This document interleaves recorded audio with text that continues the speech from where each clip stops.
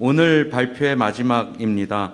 소비자가 바라는 여성용품 안전관리 개선 방향에 대해서 한국 YWCA 안정희 부장님께서 발표하시겠습니다. 큰 박수로 환영해 주시기 바랍니다.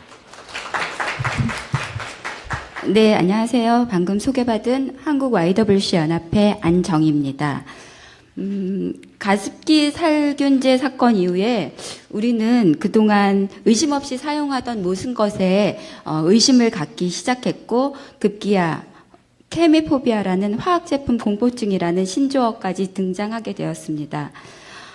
여성환경연대에서 생리대에 대한 유해성에 대해서 고민하고 있을 때 YWCA에서는 여성용품으로는 유일하게 화장품으로 분류되어 시판되고 있는 여성 청결제에 대한 관심을 갖게 되었습니다.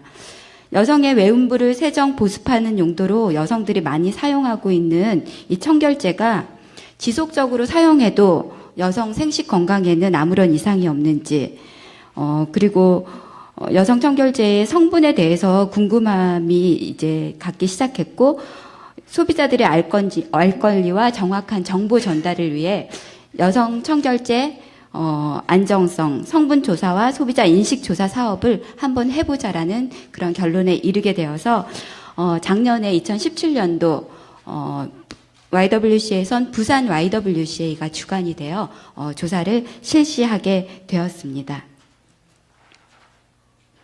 네, 여성 청결제 안정성 및 성분 조사 사업은 크게 성분 조사하고 인식 설문 조사로 진행이 되었습니다. 분석 제품은 시판 중인 69종의 여성 청결제 티슈를 포함해서 국내 제조품은 47종, 해외 제조품은 22종. 온라인 쇼핑몰, 대형마트, 드럭스토어, 해외 구매 사이트 등에서 다양한 경로로 저희가 구매를 해서 성분 조사를 하게 되었고요. 성분 조사 관련한 결과와 그리고 그것에 대한 제언은 방금 전에 최경호 교수님께서 저희 분석에 많이 도움을 주셨고, 또 을지대 고영님 교수님도 같이 도움을 주셔서 성분 조사에 관련된 그런 결과 분석과 또 제언은 교수님의 아까 발제로 대신 하는 것으로 하고, 저는 인식 조사와 그리고 여성 청결제 조사 사업을 통한 소비자들이 바라는 제언을 준비했습니다. 네, 여성 청결제 안정성 인식조사 사업, 부산에 있는 10대에서 50대 이상의 여성 500명을 대상으로 했습니다.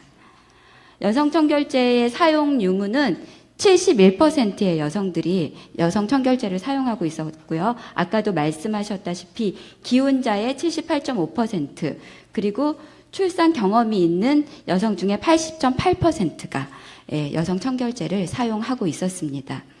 여성 청결제에 대한 소비자 인식을 보면 여성 청결제가 화장품으로 분류되어 시판하고 있는 것을 모르는 경우가 61%였고요. 여성 청결제에 합성 화학 물질이 포함된 것을 아는지 여부, 모른다가 61%였습니다. 일부 여성 청결제에 유해한 화학 물질이 함유되어 있는 것을 모르는 경우가 69%나 되었고요. 여성 청결시 구매 시 가장 중요하게 고려하는 요소는 안정성이라고 그렇게 대답하고 있었습니다. 여성 청결제에 유해한 물질이 들어있다는 것을 대부분의 소비자들이 많이 인식하지 못하고 있다는 것을 알고 있었습니다. 여성 청결제의 사용 경험은 여성 청결제 구입 시 제품에 표기된 성분을 확인하느냐의 질문에 확인하지 않는다는 답변이 69%가 되었고요. 여성 청결제의 성분 표시를 확인하지 않는 이유는 성분이 너무 어렵고 또 제품 브랜드를 신뢰하는 거라는 것을 얘기하셨고요. 성분에 관한 내용이 너무 글씨도 작고 그래서 읽기도 어렵기 때문에 그러니까 말하자면은 성분을 봐도 내가 알지 못하기 때문에 성분을 볼 필요가 없다는 이제 그런 소비자들의 응답률이 높았습니다. 그리고 여성 청결제를 사용하고 부작용을 경험했는다는 질문에는 사실 부작용 경험이 8% 정도가 있었습니다. 8% 정도가 있었으나 뭐 질염이나 가려움증, 부어오름, 화끈거림 등등의 부작용을 또 8% 정도의 여성들이 경험을 하였고요. 이렇게 여성 부작용이 됐을 경우에는 대부분의 여성들이 전문의의 진료를 받는 것보다는 자연 치유로 그냥 기다리는 그런 게 처리를 하고 있었습니다. 저희가 이렇게 인식주사와 성분조사 후에 저희 회원들은 정말 이렇게 많은 의문을 갖게 됐습니다. 그래서 거리로 여성청결제 안전 캠페인을 나가게 되었는데요. 네, 그 내용이 보이시나요? 네, 발음 표기를 바르게 보면은 청결제 구입할 때 성분 표시를 제대로 보게 해줄 수 있다는 것, 그리고 성분을 쓰지 않았으면 좋겠다는 화학물질이 있다는 거, 여성 청결제의 전성분 표시제를 잘 해달라는 것 등의 우리 여성 회원들이 많은 그런 제안들을 주셨습니다. 그래서 이런 제안들을 바탕으로 해서 저희는 여성 청결제 문제를 바탕으로 여성용품의 안전관리에 대한 몇 가지 제안들을 생각해 보았습니다. 저희 조사에서 500명 중에 70.6%는 여성 청결제를 사용하고 있었고, 여성 청결제를 주 1, 2회 사용하는 사람들도 36.5%가 되었고요. 하루 1회 이상 사용하는 여성들도 25.5% 순으로 사용하고 있음을 확인했습니다.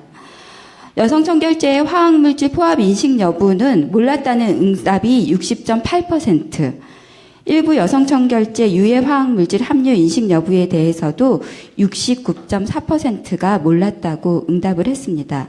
실제로 여성들이 여성용품에 다양한 화학물질에 노출되어 있다는 인식이 많이 부족하고 있었습니다. 여성용품에 대한 다양한 정보 제공, 그리고 사용법, 주의사항, 성분 등에 대한 소비자 교육이 필요함을 알 수 있는 그런 조사였습니다. 소비자들이 여성 청결을 위해서 여성 청결제뿐 아니라 다양한 방법으로 스스로 자신에게 맞는 그런 청결 방법들을 선택할 수 있도록 그렇게 다양한 정보를 제공하고 지원하는 것들이 필요하다라고 생각을 했습니다. 또한 이번 조사에서 참여한 응답자 중 500명 중 여성 청결제 사용 경험이 있는 69%가 전성분 표시를 확인하지 않는다고 확인이 되었습니다. 그 주된 이유로는 응답자의 37.6%가 성분에 관한 내용이 어렵고 또 작은 글씨로 적혀 있어서 읽기 어렵고 유명 브랜드이기 때문에 믿을만 하다라는 그런 응답을 하였습니다. 여성 청결제 구입 시 주의사항을 46.7%도 확인하고 있지 않았는데 소비자들이 화학물질 유해성, 독성에 관해서 찾아볼 수 있는 손쉬운 방법들을 개발하고 홍보하는 것들이 필요합니다. 제가 그 화학제품 관련한 외국 조사 사업을 가서 외국의 분투라는 그런 곳에서 바로 앱으로 화학물질을 치면은 그것에 대한 유해성이나 어떤 물질인지 소비자들에게 즉각 이렇게 알려주는 그런 어플을 본 적이 있었는데요. 우리나라에서도 뭐 화해 어플 뭐 그런 어플이 지금 제공되고 있기는 하지만 그러한 부분에 대해서 소비자들이 많이 알 수 있도록 그런 것들을 개발하고 홍보하고, 그래서 여성들이 스스로 그런 것들에 어려움을 가지 않고 찾아보도록 할 수 있는 그런 것들이 필요할 수 있고요. 특히 유해성에 대해서는 글씨로만 적어놓는 게 아니라 그림 문자 등으로 좀 손쉽게 알아볼 수 있는 표시 방법들을 제공하는 것이 필요합니다. 그리고 성분의 그 표시에 있어서도 주성분과 보존제를 구분하여 표시한다든지 그런 표시에 대한 방법이 더 연구되면 좋겠다는 그런 제안을 드립니다. 그리고 저희가 성분 조사 사업을 하면서 69개 제품에 대해서 포장에 대해서 점검을 해봤습니다.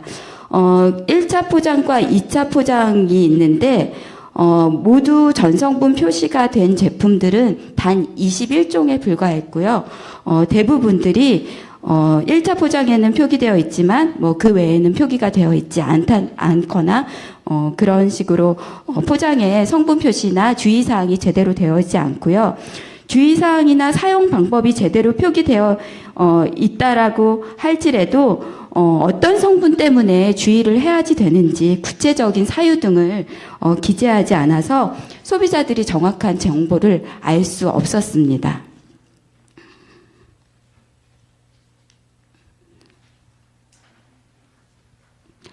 또한 이번 저희 아까도 말씀드렸다시피 식약처에서 저희가 분석한 제품에 20개 제품을 더 포함해서 결과를 발표했는데 그러니까 많은 기자들이 저한테 전화를 했었습니다. 이 안정성이 임상 결과의 안정성이냐, 이걸 믿을 수 있는 그런 결과인가냐는 그런 얘기였는데 사실상 이번 검사는 기준치의 검사였지 뭐 임상 결과의 그런 안정성은 아닙니다. 모든 화학 물질은 독성을 가지고 있고 아까 우리 교수님께서도 얘기했다시피 그 위해성은 노출량과도 깊은 관련이 있습니다. 낮은 독성을 가진 화학 물질이라도 반복적으로 노출된 경우에는 여성에게 아주 위험할 수 있습니다.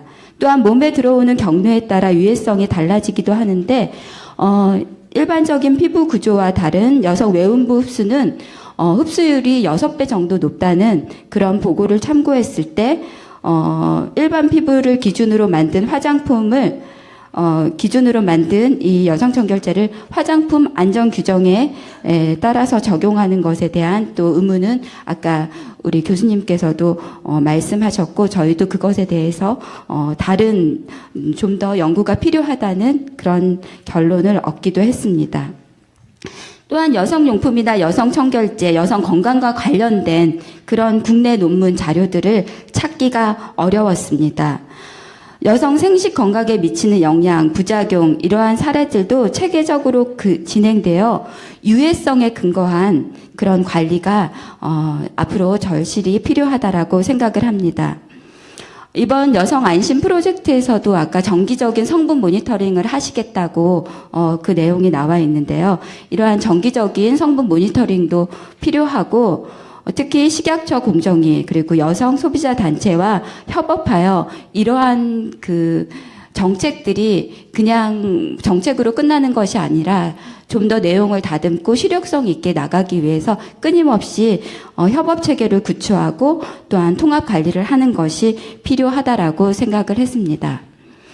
요즘 제가 또 하고 있는 그 분석 중에 하나가 1372 소비자 고발센터로 들어온 여성 생리대와 팬티 라이너 제품에 대한 분석 그 조사를 하고 있습니다. 소비자들이 그 어떤 불만으로 그 1372 소비자 상담센터에 전화를 했는지에 대한 내용이었는데요. 거기에서도 보면 2014년부터 저희가 조사를 시행하고 있는데 생리대, 팬티 라이너 등 여성용품에 대한 그 부작용에 대한 그 신고가 끊임없이 들어오고 있다는 것을 알 수 있었습니다. 그래서 그 조사를 통해서 이번 안심 프로젝트에서 그런 여성들의 그런 뭐 생리대나 여성용품을 사용했을 때 부작용에 대한 신고를 받는 그런 신고 센터가 있었으면 좋겠다. 그렇게 하면은 어떤 문제가 있었을 때 그 문제에 대해서 즉각적으로 우리가 또한 대비할 수 있지 않을까 생각을 해보았습니다.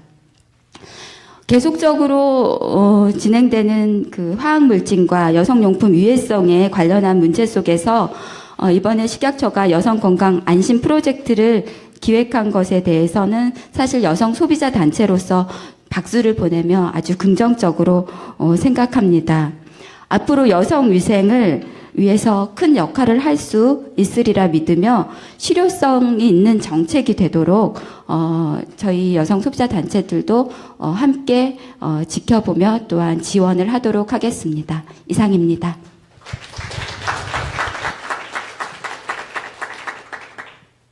네, 소비자가 바라는 여성용품 안전관리 개선 방안에 대해서 말씀해 주신 안정희 부장님께 다시 한번 박수 부탁드립니다. 네, 고맙습니다. 다음은